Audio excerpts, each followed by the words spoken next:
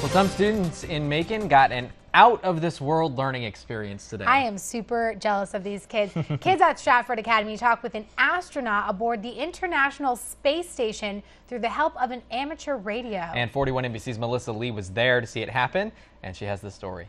Hi, this is Holly. What is the hardest part of being in space away from Earth? Over. One by one, students at Stratford Academy lined up for their once-in-a-lifetime chance to speak with an astronaut aboard the International Space Station. I was kind of surprised that we could actually make contact, and I was very happy that he could answer my question. Michael Hicks and other students in grades 3 through 12 submitted one question they wanted to ask Commander Chris Hadfield, the first Canadian to walk in space. We were even told in the beginning that we might not even be able to make contact with them.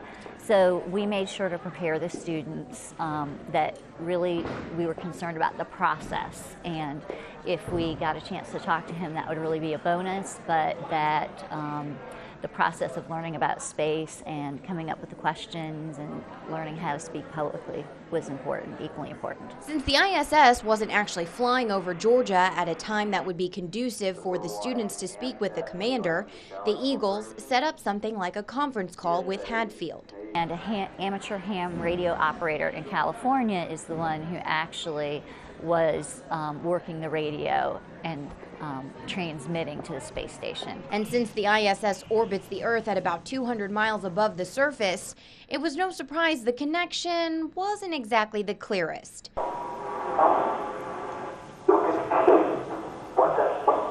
My question was, how do you avoid colliding with space junk?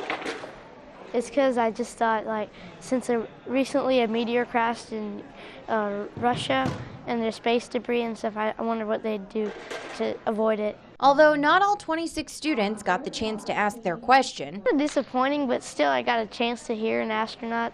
At least I get to hear that. That satisfied me. They agreed it's an experience they will never forget. In Macon, Melissa Lee, 41 NBC News. I wonder what some of those questions are. He had a good one, that little one. I know. He had a very smart question. I bet you they were pretty intelligent over there at Stratford. Yeah, absolutely. While those questions were submitted by each student were reviewed by a committee at Stratford first, then they were submitted to NASA for final approval.